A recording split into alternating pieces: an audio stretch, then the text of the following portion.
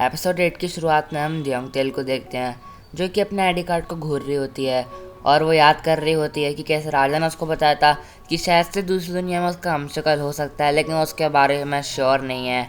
और ये सुन के जो है बहुत ज़्यादा शॉक हो जाती है और कहती है समानांतर दुनिया, एक जैसे आईडी कार्ड्स, शायद से उस दुनिया पर मेरी हमशक्ल हो सकती है। ये सब मेरे को तभी समझ जाना चाहिए था जिस दिन मेरा आईडी कार्ड गायब हुआ था। फिर मैं दिखाया जाता है लीरम को, जो कि एक बुक को खोल के देखता है और उसके अंदर एक नोट के साथ आईडी कार्ड लिखा रहता है जियोंग तेल का, जो कि उसकी स्पाई ने चुरा के उस आईडी कार्ड में रखा था महल से। उसकी आदत है ये उन्हीं में से एक है जिनकी फ़ोटो जो है उसने सेव करके रखी थी अपने पास। फिर लीरम जो अपने चेले से इसके बारे में बताने के लिए बोलता है। उसका चेला बताता है कि ये इस दुनिया की नहीं है, ये दूसरी दुनिया की है और इसकी एक हमशक्ल इस दुनिया में है जिसका नाम है लूना, जो कि बहुत बड़ी क्रिमिनल है और वो बहुत सारे क्राइम्स करती है। ये सुन के लीरम खुश हो जाता है और कहता है कि ये तो मेरे प्लान में नहीं था, लेकिन अगर राजा इसको अपने महल में लाए थे फिर तो उनके लिए बहुत ज़्यादा प्रीशियस लड़की होगी, और लूना को लाने के लिए बोलता है। फिर हमें वही सीन दिखाया जाता है इसमें प्राइम मिनिस्टर को लूना से मिलती हैं। प्राइम मिनिस्टर को की वजह से लूना की सिगरेट गिर जाती है। फिर लूना प्राइम मिनिस्टर को से कहता है कि मेरी आखिरी सिगरेट भी गई, अब बताओ क्या काम है तुम्हें मेरे से। फिर प्राइम मिनिस्टर को बोलती है हम पहले भी एक बार मिल चुके हैं, तुम मेरे से ऐसे बात करोगी। और फिर वो कहती है कि फालतू की बातें तो करो मत, मेरे पास बस वही लोग आते हैं या तो मैंने उनसे चोरी की हो या फिर उन्होंने मेरा कुछ चुराया हो, अब बताओ क्या काम है जल्दी से। और फिर प्राइम मिनिस्टर उससे फालतू की बातें करने लग जाती है और फिर लूना से बोलते हैं अगर मैंने को छुआ ना तो मैं तुम्हारा मुंह तोड़ दूंगी। और फिर वो वहाँ से चलने लगती है और प्राइम मिनिस्टर कुछ से बोलती है मतलब तुम वो नहीं थी, तुम्हारी कोई जुबा बहन है क्या। वो कहती है लगता है तुम्हें मेरे से ज़्यादा मेरे बारे में पता है, अगर मेरी जुड़वा मैंने कहीं भी मिल जाए ना तो उसके बारे में मेरे को ज़रूर बताना। और फिर वो वहाँ से चली जाती है। फिर वो एक कैफ़े में जाती है जहाँ पे वो आइसक्रीम खाती है और वो जो है एक बंदे की पिटाई करने लगती है वहाँ पे और उसको कचरे के ढेरों में ले आकर पटक देती है। और ये वही इंसान होता है जिसने लूना को जेल में भिजवाया होता है और उसके $20 मिलियन को चुरा लिया होता है। फिर लूना जो उसकी बहुत पिटाई करती है और उससे कहती है तुम्हारी एक सुंदर बीवी भी है और तुम्हारा बेटा भी बहुत ज़्यादा अच्छा दिखता है एकदम तुम्हारे जैसा। और फिर वो कहता है कि मेरे बेटे को कुछ मत करना, वो मेरी आंखों का तारा है, मैं सूद से मैं तुम्हें सारा पैसा वापस दे दूंगा। फिर लूना बोलती है मेरे को समझने नहीं आता तेरे जैसे गंदे नाले के कीड़े शादी कैसे कर लेते हैं। और फिर वो वहाँ से चली जाती है। फिर हमें दिखाया जाता है तेल को, जो कि इन्वेस्टिगेशन करने के लिए हॉस्पिटल आई होती है। वो हॉस्पिटल के एडमिन मैनेजर के पास जाती है और उसको अपना आईडी कार्ड दिखा के बोलती है मैं हूँ लेफ्टिनेंट जियोंग तेल। और उसको देखती है एडमिन मैनेजर समझ जाती है कि ये कौन है और उससे बोलती है मेरे को लगता है आपको 1995 में किसी इंसान का रिकॉर्ड चाहिए। वो कहती है हाँ, उसका नाम है ली सांग जी। और फिर वो शक्ल बना के एटीट्यूड से कहती है कि वो जो है बहुत पुराना रिकॉर्ड है, उस ज़माने पे हमारे हॉस्पिटल में रिकॉर्ड हाथ से लेके जाते थे और हमारे पास खाली 10 साल के पुराने रिकॉर्ड्स है। और उससे बहुत सारी बातें बनाने लगती है।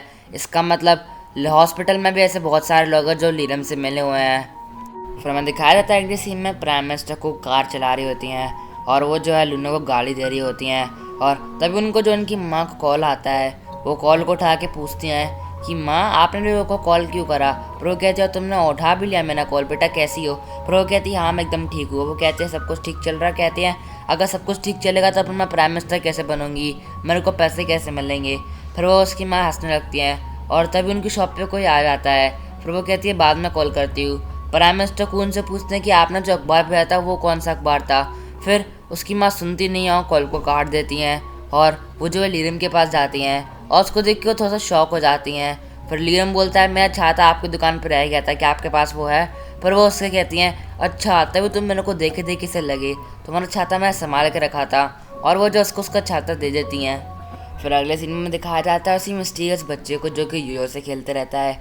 वो जो ठंड में बैठ के एक किताब पढ़ रहा होता है और तभी वहाँ पे लूना आ जाती है और वो बच्चे उसको देख के सरप्राइज हो जाता है। वो कहता है तो मैं जल्दी छूट भी गई और तुम्हारा स्टाइल भी दोबारा से चेंज।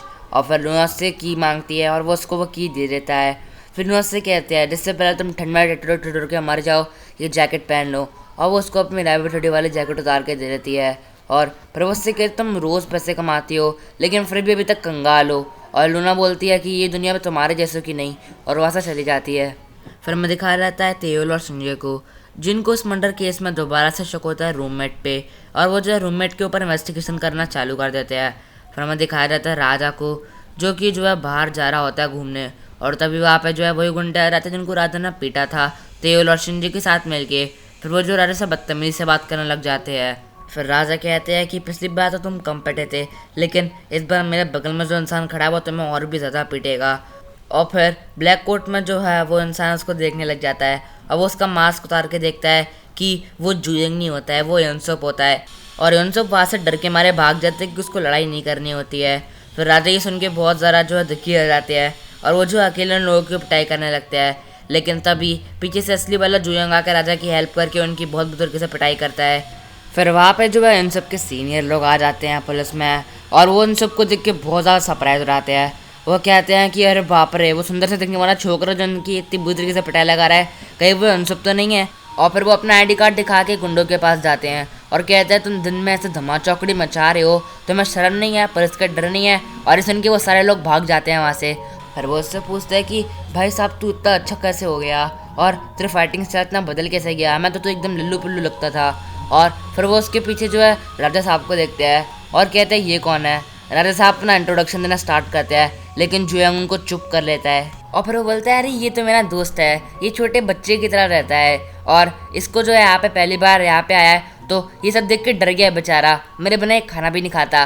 फिर उसके सीनियर बोलता है अच्छा तुमने खाना भी नहीं खाया तो बस जाओ जाके खाना खाओ। फिर वो जो है वापस जाने लगता है, लेकिन राजा उसके पीछे नहीं आते हैं। वो देख के बहुत ज़्यादा शौक होते हैं जुयंग को। फिर वो कहता है अरे चलना बेवकूफ़, अपनी लंबी टांगे लेके करता है क्या है तू। और फिर जब वो घर पे पहुंचते हैं तो राजा उसको देख के बहुत ज़्यादा शौक होते हैं और वो उससे बोलते तुम इंसुप हो। पर वो कहता है नहीं मैं जुयंग हूँ।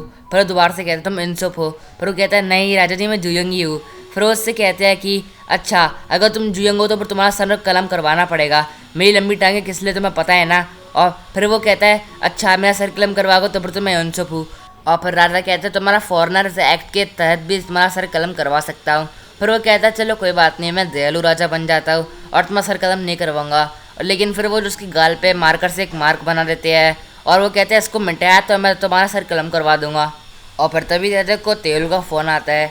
फिर वो फ़ोन उठा के बोलते हैं कि क्या हुआ तेल, मैं तो अभी जुएंग के साथ होटल में आया हूँ क्योंकि मेरे को लगा उन सबको दिक्कत होगी हमारे साथ रहने में। तो बस तेल से 10 मिनट को नीचे आने को बोलती है तेल के पास। फिर राजा दौड़े दौड़े तेल के पास चले जाते हैं। पर तेल जो उनसे कुछ सवाल करती है कि अगर मैं अच्छी नहीं होती, मैं तुमसे बहुत ज़्यादा रूडली बात करती तो क्या फिर भी तुम मेरे से प्यार करते। और राजा हर बार एक ही जवाब देते हैं कि हाँ मैं तुमसे प्यार करता, लेकिन आज तुम ऐसे सवाल पूछ क्यों रही हो। फिर तेल बोलती है कि ये सारे सवाल स्टार्टिंग में पूछने पड़ते हैं। और फिर वहाँ से जाने लगती है और जाते जाते उनसे आई लव यू भी बोल देती है। ये सुन के राजा बहुत ज़्यादा शौक भी होते हैं और बहुत ज़्यादा खुश भी हो जाते हैं। फिर जो है जुयंग जो रोड पे घूम रहा होता है दिन के टाइम पे, तब उसको कार में जो है नारी दिखती है और उसको देख के वो बहुत ज़्यादा शौक हो जाता है क्योंकि वो सनी की हमशक्ल होती है। नारी जो है उसको बार बार बोलती है कि तुमने अपने क्या हाल कर रखा है, क्योंकि उसके गाल पे अजीब सा तिल जैसा होता है और उसके बाल भी काफ़ी ज़्यादा छोटे हो रखे होते हैं, उसने कपड़े भी अजीब से पहन रखे होते हैं। वो उसको इग्नोर करने की ट्राई करता है, लेकिन फिर भी नारी उससे बार बार पूछते तुम्हारा हाल क्या हो रखा है। फिर जुयंग अपनी उंगली से इशारा करके उसको कार से बाहर बुलाता है और उससे पूछता है मेरे को तुम्हें हक करके देखना है एक बारी, इससे मैं पता लगाऊं कि तुम्हें मेरे को क्रश है या फिर नहीं है। और वो उसको हक करता है अपने चाम से। फिर उससे नारी बोलती है तभी तो तुम्हारी को गर्लफ्रेंड नहीं है, और वहाँ से चली जाती है बोल के कि मेरी दुकान पे एक स्पेशल केक है, इसको लेने आ जाना। और फिर उसको वहाँ पे युनसुप दिखता है। युनसुप उससे पूछता है तुम यहाँ पे क्या कर रहे हो, तुम्हें समझाया नहीं था क्या तेल ने कि मैं दिन में बाहर जाऊँगा तुम रात को। और फिर जुएंग उसको सब कुछ बता देता है, लेकिन उसको बहुत ज़्यादा शर्म आ रही होती है, उसको डर लग रहा होता है नारी से मिलने में। और फिर जुएंग बोलता है कैसा लूज़र है, मेरे जैसी शक्ल होने के बाद भी ऐसे डर रहा है लड़की से। फिर हमें दिखा देता है कि तेल की टीम का एक लड़का जो है हमारे मर्डर मिस्ट्री की लड़की को जिसने मारा था उसके बॉयफ्रेंड को पकड़ लेता है, जिसमें सबसे ज़्यादा सस्पिशन होता है। और ये सुन के तेल बहुत ज़्यादा खुश रहती है। और हमें दिखाया जाता है शिंजे को, जो कि अपनी माँ के जेल से छूटने के बाद उनको जो एक रेस्टोरेंट में लेके आता है और उनसे पूछते कि आपको सच में जुआ खेलना इतना पसंद है, आप जुआ खेलने बिना रह नहीं सकती हो क्या। अब वो उसकी माँ से बहुत ज़्यादा सॉरी बोलती हैं। और फिर शिंजे अपनी माँ से बोलता है कि आज के बाद जुआ नहीं खेलना है, तो उसकी माँ बोलती हैं ठीक है। फिर शिंजे को फ्लैशबैक क्या रहता है कि कैसे बचपन में कोमा में चला जाता है और कोमा में जाने के बाद जो है उसकी मम्मा उसको जो है देखती रहती हैं, हमेशा उसके साथ में बैठी रहती हैं। और 3 साल बाद जब वो उठता है तो उसकी मम्मा बहुत ज़्यादा खुश होती हैं, लेकिन वो जो है थोड़ी बहुत यादें अपने भूल चुका होता है और इसलिए उसको नाइटमेयर्स आते हैं। और फिर हमें दिखाया जाता है शिंजे की असली माँ को, जो कि किंगडम ऑफ कोरिया में होती हैं लाइब्रेरी में, और वही जो है स्पाई होती हैं लीरिम की। और वो जो है उसको सारी इन्फॉर्मेशन पहुँचाती हैं एक बुक में लिफाफा लिख के, और उसकी वही बायोलॉजिकल मदर होती हैं, जिससे हमें ये पता लग जाता है कि शिंजे भी किंगडम ऑफ कोरिया का है। और यहीं पे हमारी स्टोरी का पार्ट नंबर 8 ख़त्म हो जाता है। गाइस आपको हमारा पार्ट नंबर 8 कैसा लगा कमेंट्स में ज़रूर बताना। अगर अच्छा लगा हो तो हमारी वीडियो को लाइक कर देना, चैनल को सब्सक्राइब कर देना। तब तक के लिए बाय बाय, मिलते हैं अपनी अगली वीडियो में।